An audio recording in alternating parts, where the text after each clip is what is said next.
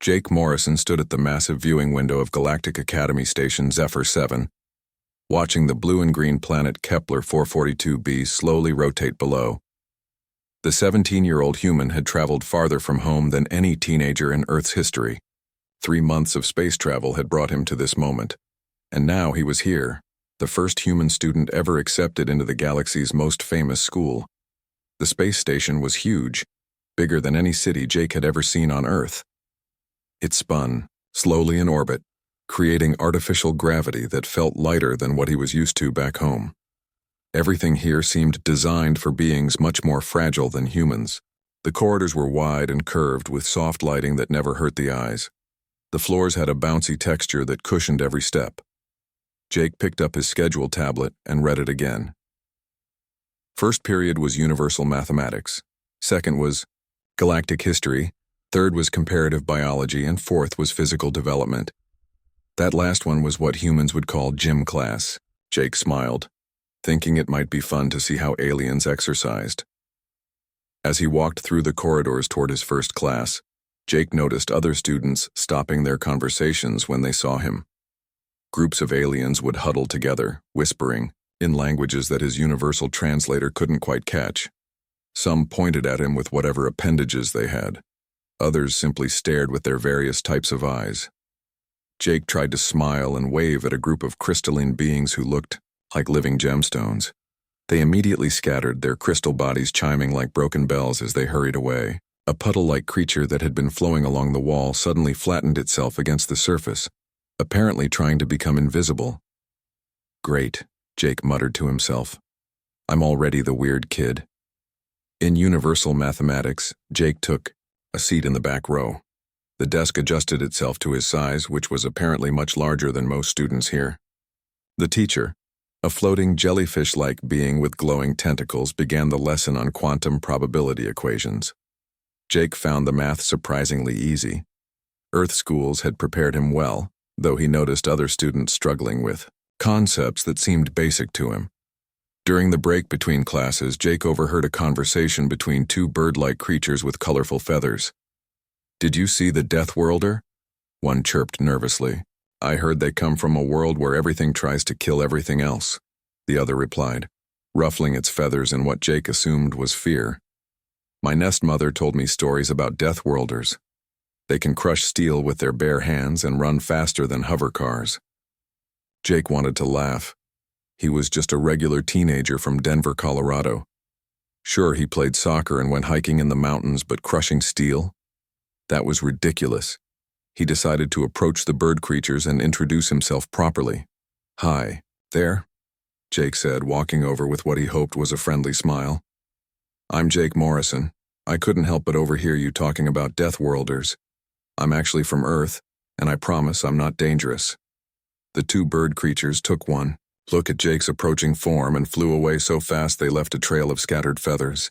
Other students in the corridor noticed the commotion and also began moving away from Jake, creating a clear circle of empty space around him. Jake sighed and continued to his next class. Galactic history was taught by a tall, thin being that looked like a cross between a spider and a stick insect. Professor Veltar had 8 arms and could write on 4 different boards at the same time while lecturing. The lesson was about the formation of the Galactic Education Alliance and how different species learned to work together. The key to peaceful coexistence, Professor Veltar clicked in his translator-aided voice, is understanding that what makes us different also makes us valuable to each other. Jake raised his hand. Professor, what if other species are afraid of those differences? Professor Veltar's multiple eyes focused on Jake. An excellent question, Mr. Morrison. Fear often comes from lack of understanding. When we encounter something new or powerful, our first instinct is often to protect ourselves. But what if that fear makes it impossible to understand each other? Jake asked. Then someone must be brave enough to take the first step toward understanding, the professor replied. Though that step must be taken carefully, with respect for others' concerns. After galactic history came comparative biology, where Jake learned fascinating things about how different species had evolved on their home worlds. The Vorthons, like the crystalline beings he'd seen earlier, grew in low-gravity environments with very little atmospheric pressure. Their crystal bodies were beautiful, but incredibly fragile. The mollusks, like the puddle creature from the hallway, came from high-pressure ocean worlds but had almost no structural integrity outside of water. Jake began to understand why these beings might find humans frightening. Earth was what galactic scientists called a high-stress environment. Heavy gravity, dangerous weather, aggressive wildlife, and atmospheric conditions that would kill most other species. Humans had evolved to be tough, fast, and strong, just to survive on their home planet. When fourth period arrived, Jake made his way to the physical development facility. The gymnasium was enormous, with a domed ceiling that showed a holographic view of space. Exercise equipment was scattered throughout the area, but none of it looked familiar to Jake. There were floating platforms, low-gravity chambers, and devices that seemed designed for beings with very different body types than humans. Jake walked into the gym and immediately noticed the change in atmosphere. Students who had been exercising stopped what they were doing. A group of the crystalline Vorthons began resonating with high-pitched tones that Jake's translator identified as distress calls. The mollusk students literally started dissolving into puddles of nervousness. Instructor Veltar, who Jake recognized as his history professor, skittered over on his 8 legs. "Mr. Morrison, welcome to physical development. I must admit we are not entirely sure how to accommodate a student from such a high-gravity world." "I'm happy to try whatever exercises you have," Jake said, trying to sound encouraging. "I promise. I'll be careful." A small blue-furred creature that looked like a cross between a cat and a monkey swung down from some overhead equipment. "Instructor Veltar," it chittered. "My family pod says Deathworlders can break bones just by touching other beings." "That's not true," Jake said quickly. "I mean, I have to be careful because I'm stronger than I look, but I'm not going to hurt anyone." Unfortunately, Jake's attempt to be reassuring had the opposite effect. The word stronger seemed to trigger a wave of panic through the assembled students. More Vorthons began their distress resonating, creating a symphony of fear that made Jake's ears ring. Several mollusk students completely liquefied and began flowing toward the exits as fast as their gelatinous bodies could carry them. "Perhaps," Instructor Veltar said diplomatically, "we should start with some basic assessments to understand your capabilities, Mr. Morrison. Other students, please continue with your normal routines, but maintain a respectful distance." Nodded and followed the instructor to a corner of the gym where various testing equipment was set up. He could feel dozens of alien eyes watching his every movement, and he heard the constant buzz of nervous conversation in languages his translator couldn't identify. As Jake prepared for his first alien gym class, he realized that being the only human in a galaxy full of different species was going to be much more complicated than he had imagined. He just hoped he could prove to his new classmates that being from a death world didn't make him a monster. It just made him different, and maybe that difference could be a good thing. The testing was about to begin, and Jake had no idea that his simple act of lifting weights and running on a treadmill was about to terrify his classmates even more than his mere presence already had. Jake looked around the gymnasium as Instructor Veltar prepared the testing equipment. The alien students had moved as far away from him as possible while still remaining in the same room. Some had climbed up to observation platforms near the ceiling. Others huddled behind exercise machines that looked like they were designed for beings with tentacles or multiple arms. "We will start with basic strength assessment," Instructor Veltar announced, his 8 arms working to adjust a machine that looked like a combination between a weight bench and a pretzel. This device measures lifting capacity in standard galactic units. Jake approached the machine carefully. Everything in the gym seemed to be made of materials that looked expensive and delicate. The last thing he wanted was to break something on his first day. The testing bench adjusted itself to his size, and Instructor Veltar attached several monitoring devices to Jake's arms and chest. The current record for this exercise is held by a Gorlaxian from the Heavy World Titan 7 instructor, Veltar explained. He managed to lift 15 standard units. Most students here can lift between 3 and 7 units. Jake nodded and positioned himself on the bench. The weight bar felt surprisingly light in his hands, much lighter than the barbells at his high school gym back on Earth. He looked at the digital display and saw it was set to 5 units, which, Instructor Veltar had described as moderately challenging for most species. "Whenever you are ready, Mr. Morrison," the instructor said. Jake lifted the bar easily. It felt like lifting an empty cardboard box. He completed 10 repetitions without any effort, then looked at Instructor Veltar questioningly. "Should I do more?" The gymnasium had gone completely silent. Jake could hear his own heartbeat in the quiet space. Every alien student was staring at him with whatever type of eyes they possessed. Some were recording the event with handheld devices. "Perhaps we should increase the weight," Instructor Veltar said, his voice sounding strained through the translator. "Let us try 12 units. Jake lifted the new weight just as easily.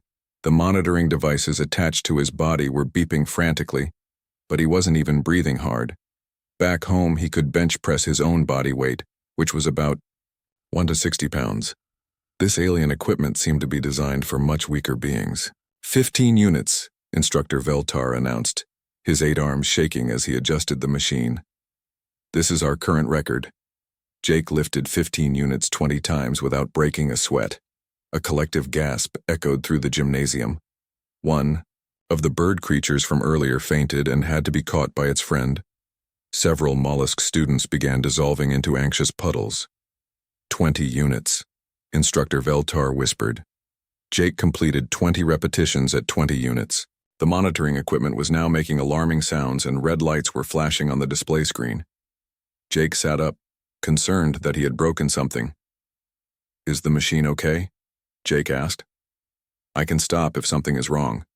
His innocent question caused another wave of panic. A crystalline Vorthon named Zixtala, who had been watching from a supposedly safe distance, began vibrating so intensely that she sounded like a tuning fork. Her crystal body was resonating with pure terror. "The machine is functioning normally," Instructor Veltar said slowly. "Let us move to cardiovascular assessment." The next test was on what looked like a treadmill, but it was floating about 6 inches off the ground and surrounded by energy fields. Jake stepped onto the device, and it immediately began recording his vital signs. The display showed his resting, heart rate, breathing pattern, and something called metabolic efficiency. "We will start at a comfortable walking pace," Instructor Veltar announced. "Most students can maintain this speed for about 10 minutes before becoming tired." The treadmill started moving. To Jake, it felt like he was walking slower than his grandmother moved through the grocery store. He looked around the gym while walking, trying to appear friendly and non-threatening to the watching students. This had the opposite effect, as his casual demeanor while exercising seemed to terrify them even more. "Perhaps a slightly faster pace," Instructor Veltar suggested after 5 minutes. The speed increased, but Jake was still just walking at what felt like a normal pace. The alien students were whispering among themselves, and Jake caught fragments of conversation through his translator. "Look how effortlessly he moves. His heart rate has barely changed.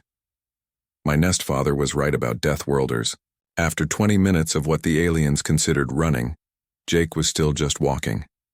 His breathing was normal, his heart rate had only increased slightly, and he wasn't sweating at all. The monitoring equipment was showing readings that apparently made no sense to the alien observers. "This is impossible," chittered a small, furry creature that looked like a cross between a squirrel and a bat. "No biological being should be able to maintain that output without showing distress." Jake decided to try being helpful. "Would you like me to actually run? This feels more like a slow walk to me." The gymnasium erupted in chaos. Students began fleeing toward the exits. Several mollusks liquefied completely and started flowing away as fast as their gelatinous bodies could manage. The bird creatures took flight, circling near the ceiling while making distressed calls. "No, no," Instructor Veltar said quickly, his 8 arms waving frantically. "I think we have sufficient data for today." But the damage was done. Jake had revealed that what the aliens considered challenging exercise was barely a warm-up for him. He stepped off the treadmill feeling confused and disappointed. All he had wanted was to fit in and make friends.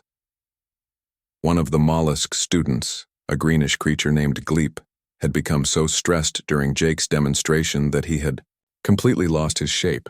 He was now just a puddle of nervous jelly on the gymnasium floor, unable to reform his normal body because of extreme anxiety. Jake saw Gleep's distress and instinctively moved to help. He had seen similar situations at summer camp when younger. Kids got too scared or upset to function properly. Jake knelt down next to the puddle that was Gleep and spoke in the gentlest voice he could manage. "Hey there, it's okay," Jake said softly. "You're safe. Just take your time and pull yourself together." Jake reached out slowly, trying to help guide Gleep's gelatinous mass back into a more stable shape. It was the kind of caring gesture he would have made for any distressed friend back on Earth. But to the watching alien students, Jake's action looked completely different. They saw a powerful Deathworlder reaching toward a helpless, liquefied classmate with his bare hands. To them, it appeared that Jake was attacking the most vulnerable student in the room. "He's going to hurt Gleep," screamed Zixtala, her crystal, body now vibrating at a frequency that made everyone's ears hurt. "The Deathworlder is attacking," chittered one of the bird creatures. "Someone call security," shouted a spider-like being from the upper observation deck. Jake immediately pulled his hands back, realizing his mistake. "No, wait. I was just trying to help. I wasn't going to hurt anyone." But his protest only made things worse. The fact that Jake was defending his actions seemed to confirm the other students' fears that he had indeed been planning something dangerous. More students fled the gymnasium, and those who remained pressed themselves against the walls as far from Jake as possible. Instructor Veltar skittered between Jake and the other students, his 8 arms spread wide in a protective gesture. "Everyone remain calm," he announced. "Mr. Morrison, please step back and remain where you are." Jake raised his hands and moved away from Gleep, who was still a terrified puddle on the floor. "I'm sorry," Jake said. "I was just trying to help. On Earth, when someone is upset, we try to comfort them. Your methods of comfort appear to be different from ours," Instructor Veltar said diplomatically. "Perhaps it would be best if you waited in the corridor while I help Gleep recover." Jake nodded sadly and walked toward the exit. As he passed the other students, they shrank away. From him even more. By the time he reached the door, the gymnasium was filled with the sounds of distressed alien students and the smell of fear pheromones from a dozen different species. Standing alone in the corridor outside the gym, Jake realized that his first day at Galactic Academy had been a disaster.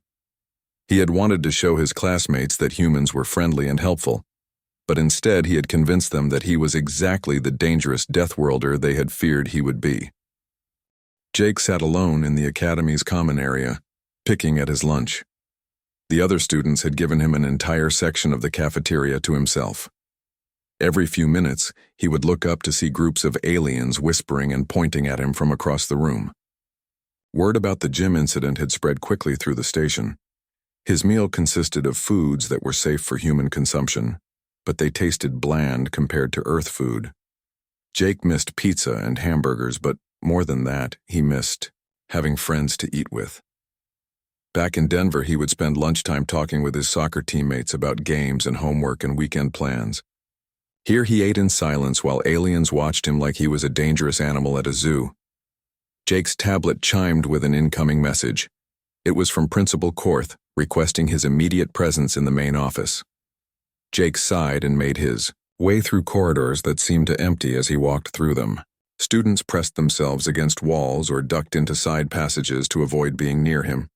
Principal Korth's office was enormous, with a curved ceiling that displayed a slowly changing view of the galaxy.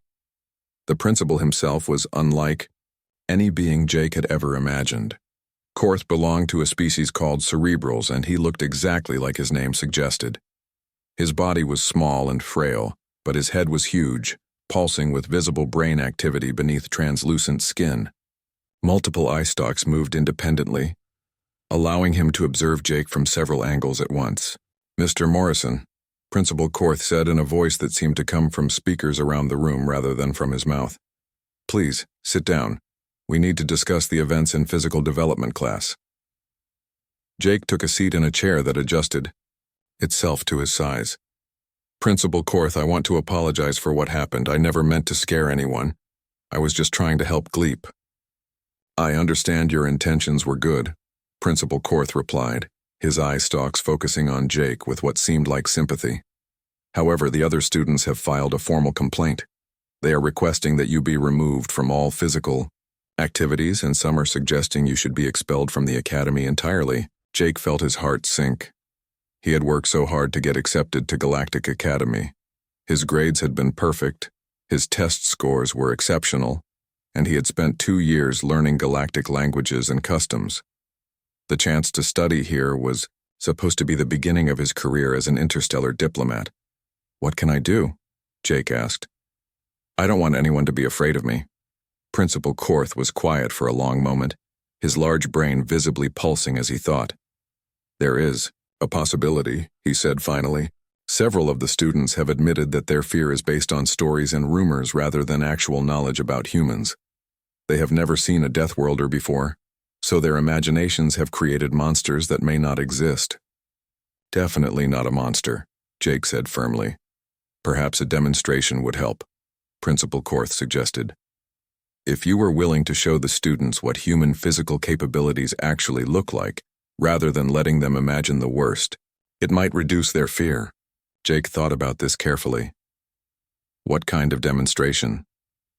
"Nothing dangerous or threatening," Principal Korth assured him. "Simply show them normal human exercise. Let them see that while you are stronger and faster than they are, you are still a rational being who can control your abilities." Jake nodded slowly. "I think that's a good idea. When would this happen?" "Tomorrow, during the universal lunch period. All students will be required to attend. I will personally supervise to ensure everyone's safety." The next day, Jake found himself standing in the Academy's main auditorium. The huge space was filled with hundreds of alien students from dozens of different species. They sat as far from the center stage as possible, creating a massive empty circle around Jake. Security drones hovered near the ceiling, and Jake noticed that Principal Korth had positioned several emergency medical teams around the room. "Students of Galactic Academy," Principal Korth announced from his floating platform, "we are here today to learn about our human exchange student through direct observation rather than fear and speculation.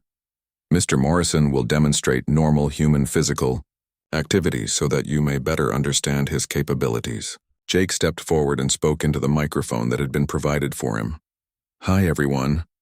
I know you've heard scary stories about humans and our home planet Earth.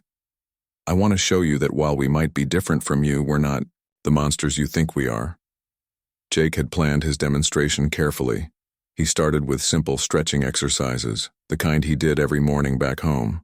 To him, touching his toes and rotating his shoulders was basic preparation for any physical activity.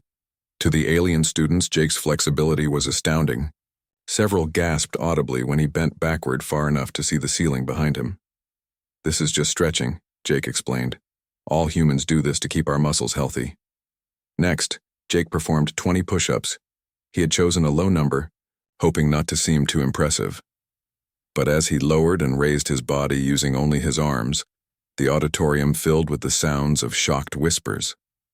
The monitoring equipment that Principal Korth had set up showed that Jake was lifting nearly his entire body weight with each repetition.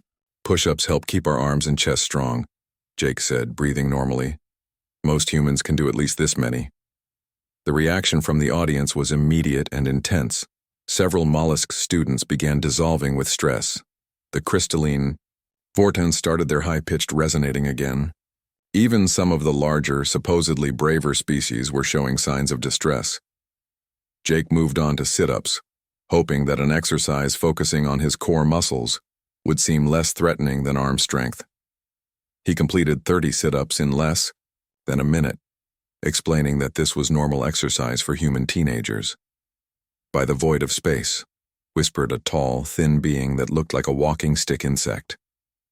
"His entire torso is a muscle group." "Look at the power readings," chittered a small furry creature. "He's generating enough force to crush most of our bones." Jake realized that his demonstration was having the opposite effect from what he had intended. Instead of reducing fear, he was confirming every terrifying story the aliens had heard about Deathworlders. But he had committed to the demonstration, so he continued with his planned routine.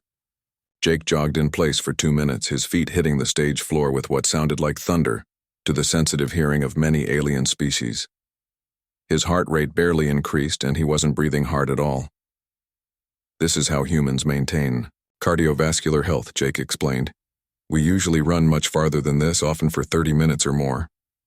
A wave of panic swept through the audience.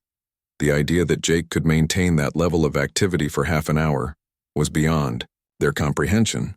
Several students began leaving the auditorium, despite Principal Korth's announcement that attendance was mandatory. For his final demonstration, Jake had planned to show some basic martial arts forms that he had learned in his Earth School's self-defense class.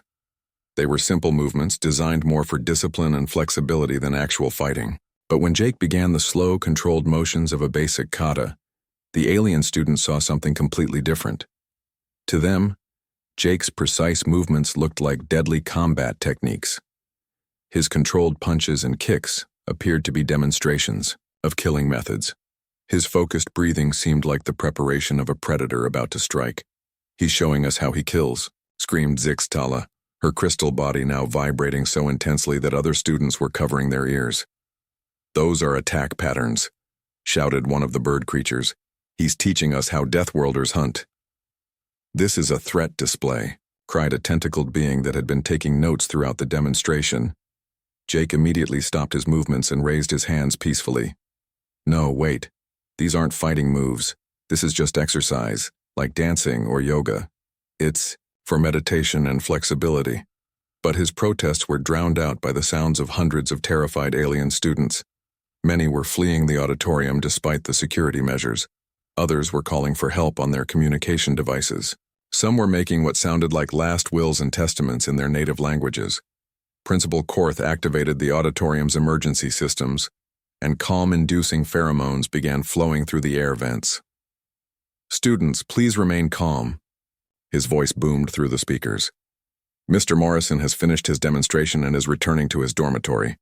Jake walked off the stage with his head down, feeling worse than he had ever felt in his life. His attempt to show the aliens that humans weren't dangerous had instead convinced them that every terrible story they had heard was true.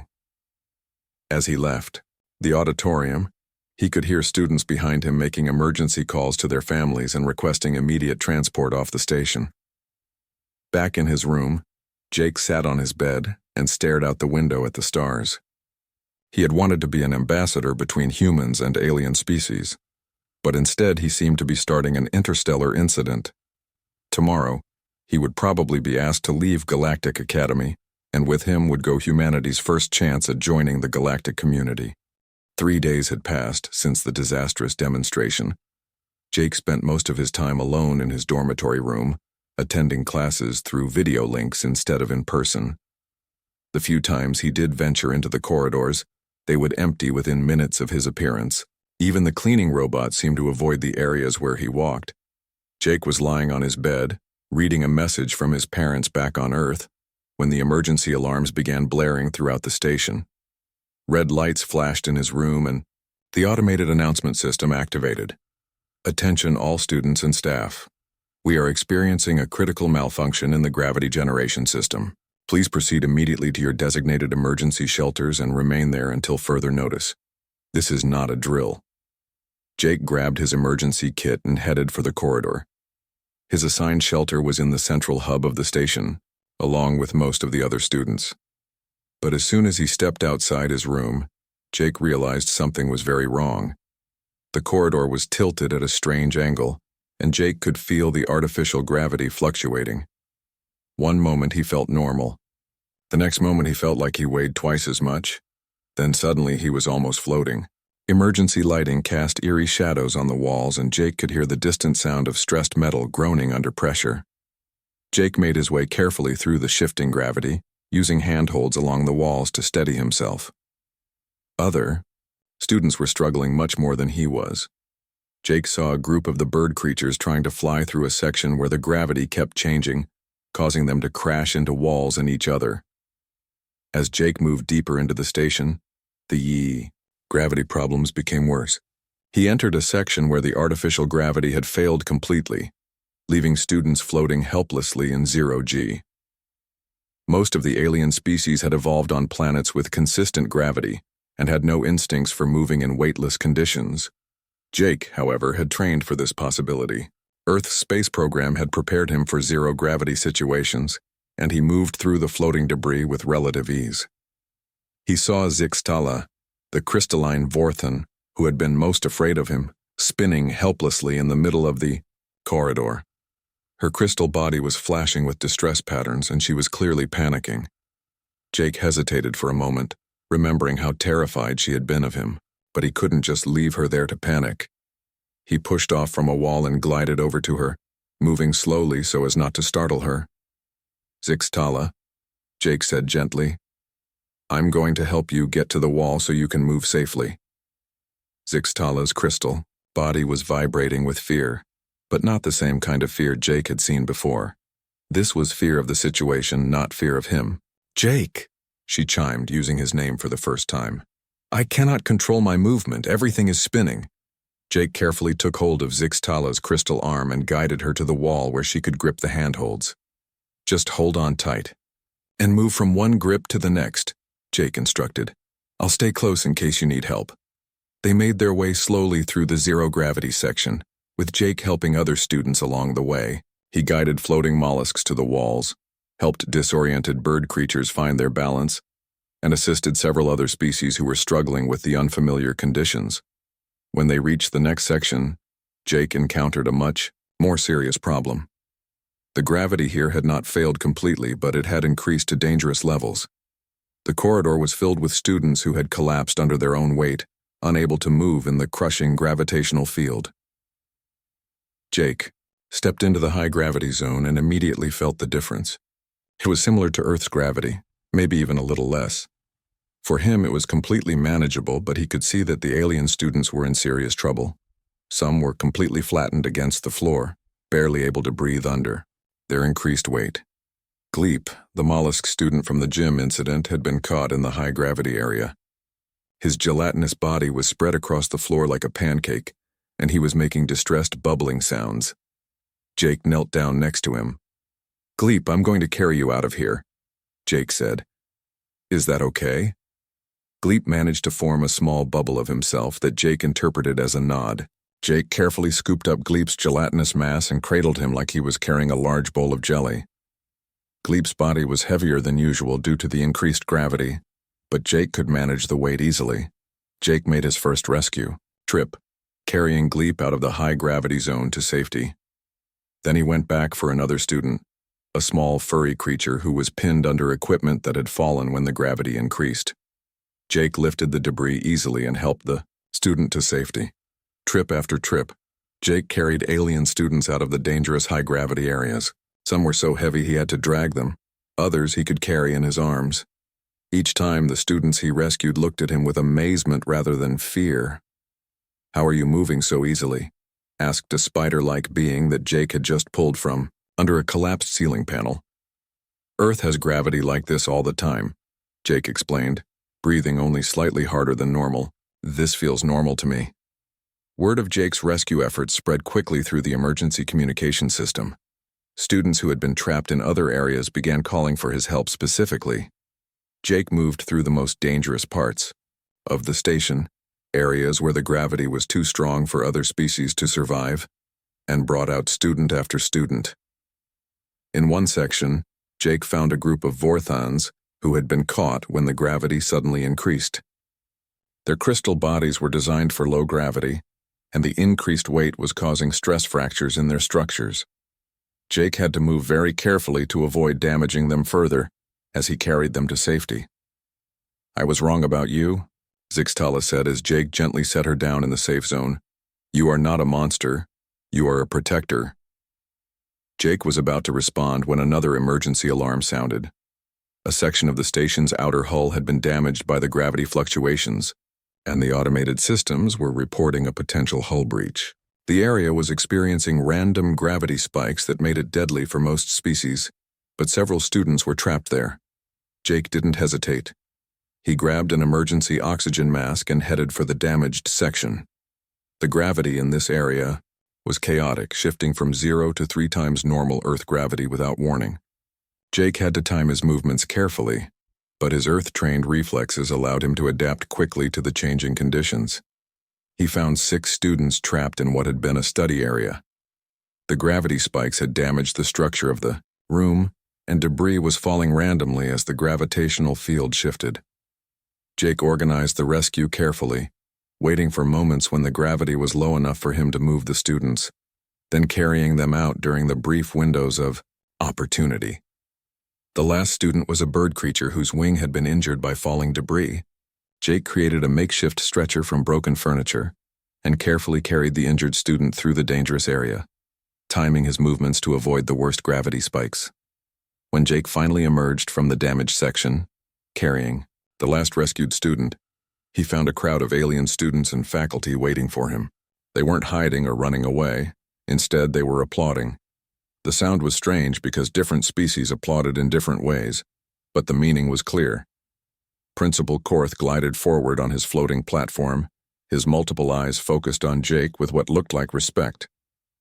"Mr. Morrison," he said, "I believe we owe you a significant apology, and our gratitude."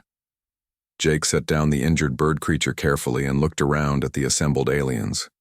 For the first time since arriving at the academy, he didn't see fear in their eyes. Instead, he saw something that looked like admiration and maybe even friendship. "I just did what anyone would do," Jake said, still breathing hard from his rescue efforts. "No," said Zixtala, her crystal body glowing, with what Jake now recognized as happiness rather than fear. "You did what only you could do. You saved us all." 2 weeks had passed since the gravity emergency, and Jake's life at Galactic Academy had changed completely. Instead of empty corridors that cleared when he walked through them, Jake now found himself surrounded by alien students who wanted to talk with him, learn from him, and simply be near him. The cafeteria was no longer a place of lonely isolation. Jake sat at a large table with Zixtala, Gleep, and several other students from different species. They talked about classes, shared stories about their homeworlds, and laughed together at jokes that crossed species barriers. "Jake," said Pip, one of the bird creatures whose wing Jake had saved during the emergency, "my flock mother wants to invite you to visit our world during the next break period. She says any being who risks himself to save others is always welcome in our nests." Jake smiled as he tried to imagine himself visiting a planet full of bird people who lived in giant nests. "That sounds amazing, Pip. I'd love to meet your family." Gleep, who was sitting in a specially designed chair that accommodated his gelatinous body, bubbled with excitement. "My pod collective wants to make you an honorary member. They say your courage during the crisis proves you have the fluid spirit of a true mollusk." "I don't think I can become gelatinous," Jake laughed, "but I'm honored by the offer." Zixtala's crystal body chimed with harmonious tones that Jake had learned indicated happiness. "The Council of Crystals wishes to study your rescue techniques. They believe human methods could be adapted to help our people in emergency situations." Jake was about to respond when Instructor Veltar approached their table. The 8-armed teacher had become much more comfortable around Jake since the rescue, and they often discussed the differences between human and alien physiology. "Mr. Morrison," Instructor Veltar said, "Principal Korth would like to see you in his office. He has a proposal that might interest you."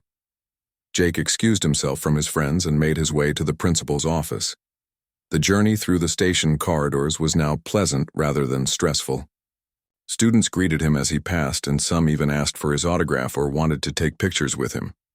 Principal Korth was waiting in his office, his large brain pulsing with what Jake had learned indicated excitement. "Jake," the principal said, "please sit down. I have something important to discuss with you." Jake took his usual seat and waited.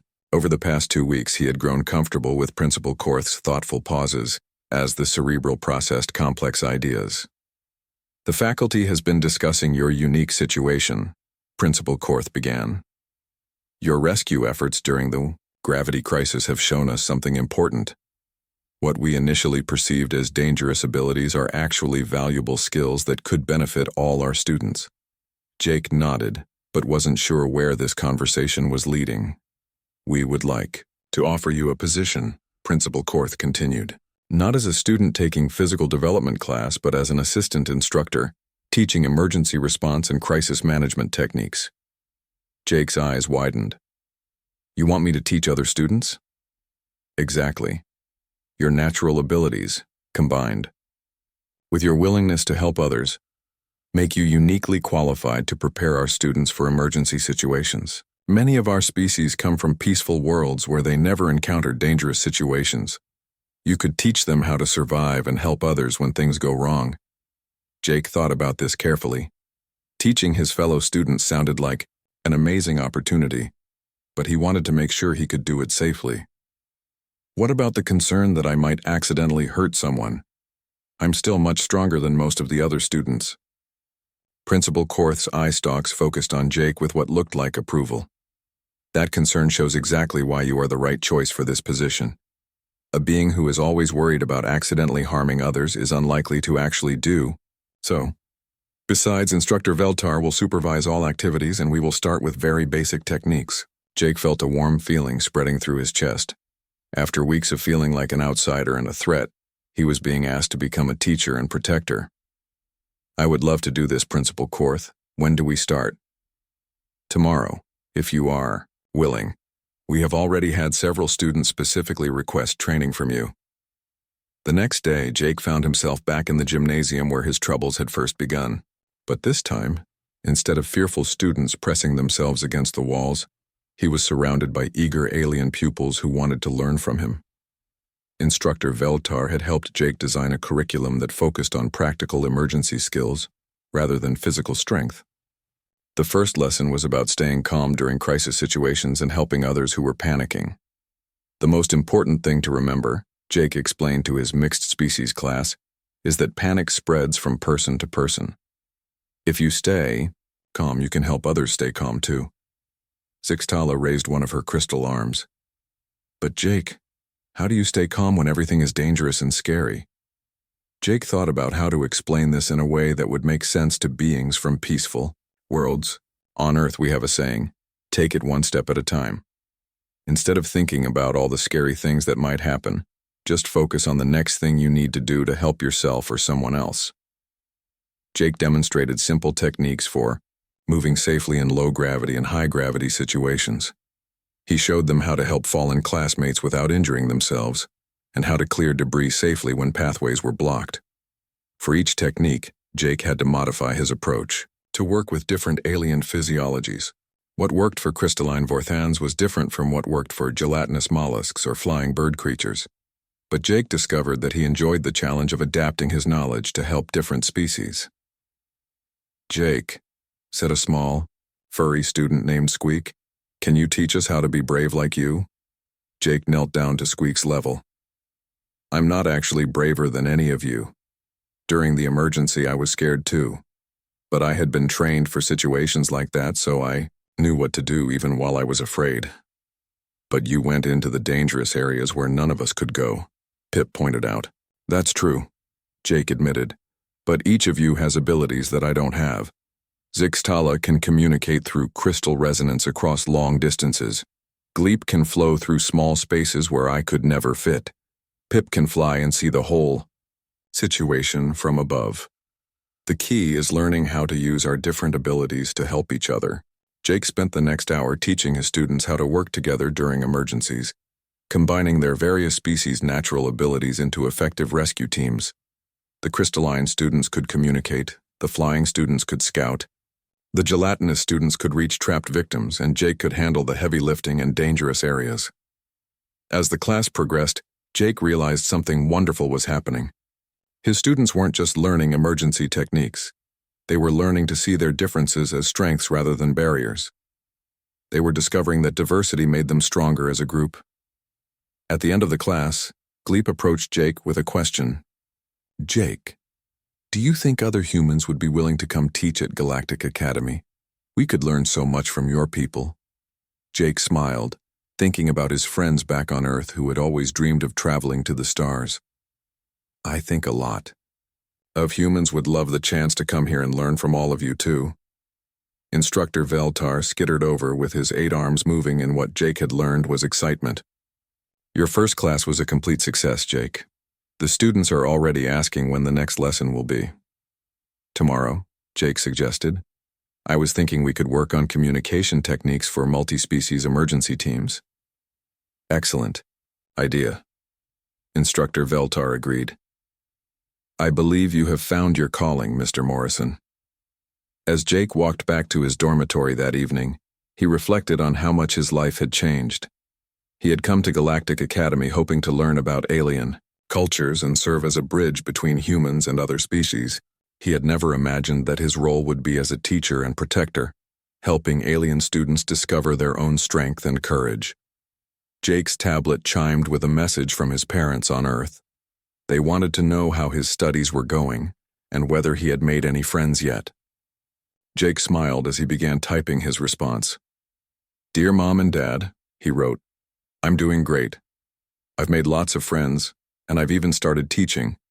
It turns out that being human isn't something to apologize for after all. It's something that can help make the galaxy a better place for everyone. Jake looked out his window at the stars, knowing that somewhere among them was Earth, and beyond that were countless other worlds, full of beings who might one day learn to work together despite their differences. He was proud to be playing a small part in making that future possible.